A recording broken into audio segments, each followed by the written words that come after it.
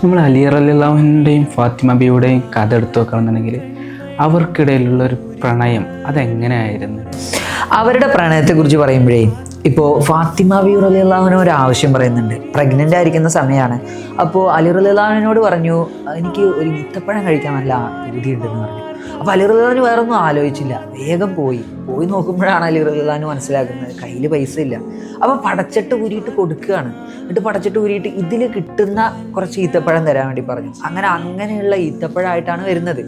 അങ്ങനെ വന്നിട്ട് വരുന്ന വഴിയിൽ ഒരു യാചകനെ കാണാണ്.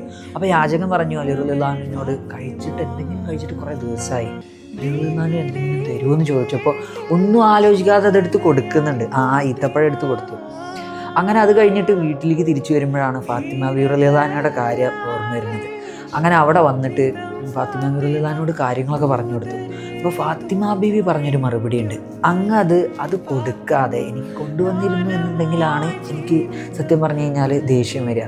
ഇതിപ്പോൾ അങ്ങ് ചെയ്ത ഏറ്റവും പുണ്യപ്രവൃത്തിയാണെന്ന് ദേഷ്യം ഉണ്ടോയെന്ന് അലി റളിയല്ലാഹു ചോദിച്ചപ്പോൾ ഫാത്തിമ ബീവി പറയുന്നുണ്ട്. അപ്പോൾ ശരിക്കും പറഞ്ഞു കഴിഞ്ഞാൽ ഇത് തന്നെയാണ് ഇവരുടെ ആ ഒരു പ്രണയം അല്ലെങ്കിൽ ഇവരുടെ ഒരു ദാമ്പത്യം ഇത്ര ഭംഗിയാക്കുന്നത്. ശരിക്കും പറഞ്ഞു കഴിഞ്ഞാൽ ഇപ്പോൾ നമ്മുടെ ഈ ഒരു തലമുറയ്ക്ക് യഥാർത്ഥത്തിൽ എന്തുകൊണ്ട് മാതൃകയാക്കാൻ പറ്റിയ ഒരു ദാമ്പത്യം തന്നെയാണ്.